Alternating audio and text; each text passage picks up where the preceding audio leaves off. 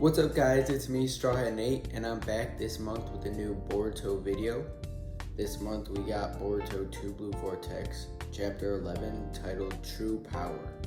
I'm pretty sure the title is in reference to Himawari showing off her true power this chapter, which is something she does as she faces off against Jura. And it's an unexpected battle to say the least, but I'm all here for it. This chapter gives us more information about Himawari's transformation and her power level while in it. And meanwhile, there's another fight happening on the other side of Konoha between Hidari and a small group of shinobi led by Sarada. And this fight also delivers important information regarding the goals of the Shinju. So if you want to know more about the goals of the new main villain group of Boruto, the Shinju, stay till the end of this video. Now without further ado, let's begin tackling this chapter chronologically after you like the video and subscribe to the channel. So, the cover this week shows Hidari, the Shinju that was born from Sasuke, because Hidari plays an important role in this chapter, targeting Sarada. Then, to begin the actual chapter now, we see Himawari break out of one of Jura's trees, and she does this relatively easily. Kishimoto decides to show off her insane healing abilities because her leg, that was completely broken last chapter, is already fine. She also goes over to Inojin, who was completely skewered in the abdomen by a ginormous spike last chapter, but she just heals him up quickly and easily. And this is insane because Inojin was quite literally dead with a donut hole in the middle of his body, but she has the power to bring him back to full health. Something that Naruto couldn't do until he got his Six Paths powers late in the war arc. Shikadai and Chocho are completely confused by Himawari's power, and they even question her decision to fight Jura alone right now, but Himawari is confident to fight him nonetheless. The two of them leave the scene as they're just a hindrance to Himawari, and Jura remarks that he will remember Shikadai, which is kind of odd, but it foreshadows a future altercation between them. And Chocho begs a little more before she leaves for Himawari to reconsider and to not fight him, but Himawari says that she wants to do what her brother and what her father would do, which is fight. And then as Himawari walks up and stares down her opponent, Jura, he yaps about sensing like a fire inside of her, but she's not with the talking, and she quickly just punches him in the gut. And then she takes her other hand and punches him once again, and this second punch sends him flying through the dirt and rocks. That's obviously not gonna kill Jura or anything, so he starts flying at her from really far away.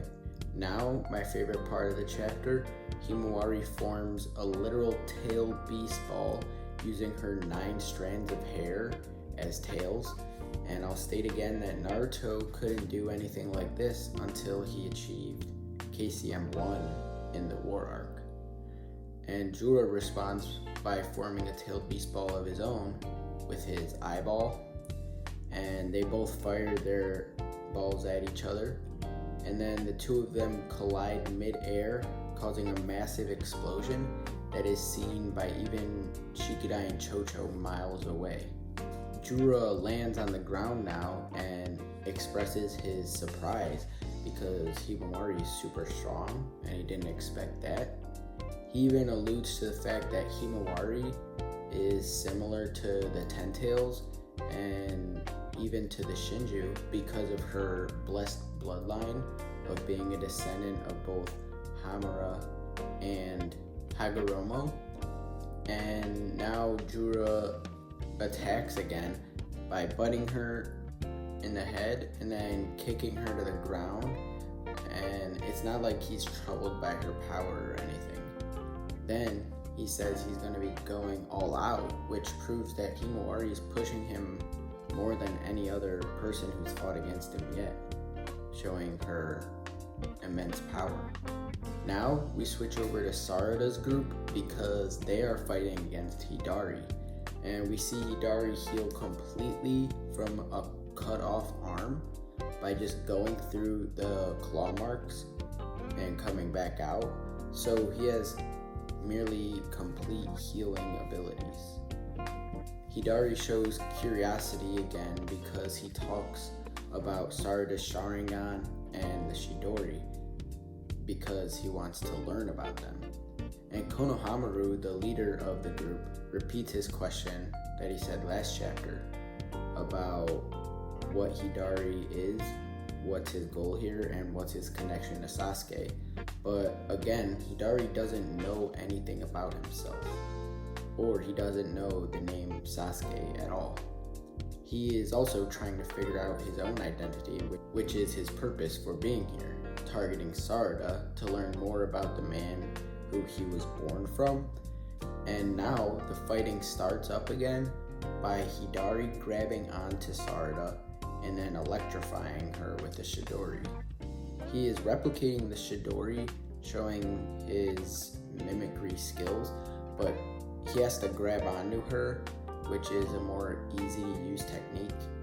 So I guess he's not as skilled as he's made out to be. Then one random Jonin that's with the group jumps in to use Earth Style on him to help Sarada, but Hidari immediately uses Fireball Jutsu to kill this dude, showing another move copied from Sasuke. And it's now Konohamaru's turn to jump in, as he's supposed to be the leader here, and he uses a basic ass Rasengan, which gets easily dodged. In return, Hidari attempts to use Chidori on Konohamaru, but he's luckily able to block it with a new move called Rasen Barricade, and Hidari moves to electrify Sumire next. So he literally is just taking everybody out one by one, and Sarada can't do anything about it. Back to Jura and Himawari now. She's getting beat down by punches left and right, and by tailed beast balls too. And her clothes are getting ripped, but her body underneath is just fine. So Jura is impressed by her healing factor once again. And inside of Himawari's conscious, Kurama tells her that she is totally outmatched here, which is realistically what we should have expected. It's a good writing choice to not make Himawari too powerful just yet. And then we see Kawaki and Delta flying towards the fight in order to help out, but Delta actually doubts Kawaki's ability to even help against Jura, which is kind of funny that Kawaki can ever be taken seriously. And then the two of them get passed up here by Boruto, who's going unfathomably fast. And Boruto is coming to the rescue of his loved ones, both Himawari and Sarada. He quickly swoops in to pick up his sister Himawari, too fast for Jura to even react, and then he uses Flying Raijin to teleport over to where Sarada is in order to save her from being devoured by Hidari, because Hidari had her held down and defeated. So Boruto came just in time. Boruto came in clutch in order to save everyone, showing again that he's just that guy. And it annoys the two Shinju, who were caught up in fights of their own. They forgot about the main threat to their existence. And that's where the chapter ends though. It was a good fight-filled and information-filled chapter where we learned stuff about the Shinju's motives and stuff about the power levels. And I guess Himawari just wasn't as powerful as she was made out to be, but this is merely her first time using these powers, so I'm sure she has room to grow. And her healing capabilities are nothing to scoff at either. because they have been shown to be better than anything we've ever seen. Meanwhile, with the other fight, we found out a little more about why Hidari wants to devour Sarada, but it still doesn't seem to make complete sense to me. I'm not sure how learning about Sarada, who's his target, will teach him about Sasuke, since they're different people, but I won't question it. And at the end of the chapter, Boruto's quick saving of his sister and his friend from the grasp of the Shinju proved Boruto to be more of a badass than he was already shown to be. Next month we'll have to see where it goes from here, but personally I'm expecting a retreat from either Boruto and the good guys, or even a retreat from the Shinju. So if you made it to the end of this video, thanks for watching. Like and subscribe to show your support, and I'll see you in the next one. Bye.